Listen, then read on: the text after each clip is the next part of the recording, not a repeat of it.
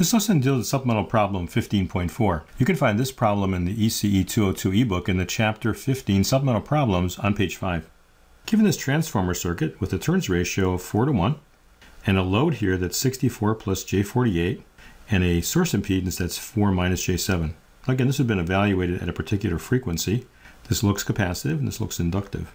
Could you find the voltages V1, V2, and I1 and I2? Okay, now back in the class notes on page 14, we found an equation for the impedance looking back into a transformer.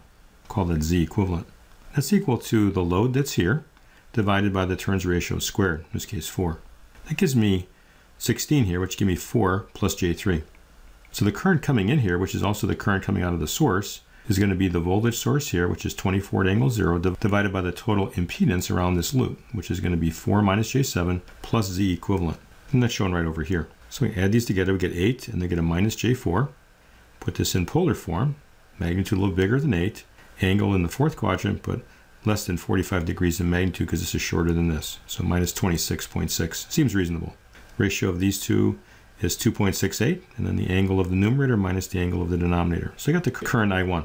Now the current I2, we can use our turns ratio idea again. So back in the class notes on page 13, we show that the ratio of I2 to minus I1 was equal to minus 1 over n.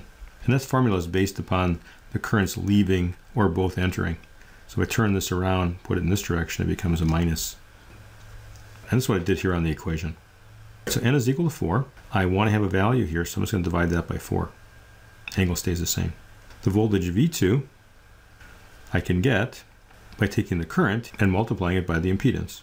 So 64 plus J48 times my current, which was 671 milliamps at angle 26.6. Let's put this into polar form.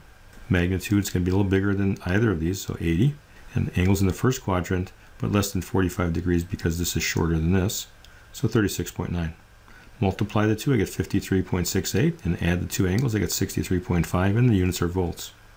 And lastly, to find the voltage V1, I could again use my turns ratio. So back on page 13 in the class notes, we had that V2 divided by V1 was equal to n. And then I can solve for V1 as 1 over n times V2, which was n of a 4, so it's 1/4 of V2. So I'm just going to take my answer for V2 and divide it by 4. And I get 13.42, same angle of 63.5. And this is supplemental problem 15.4.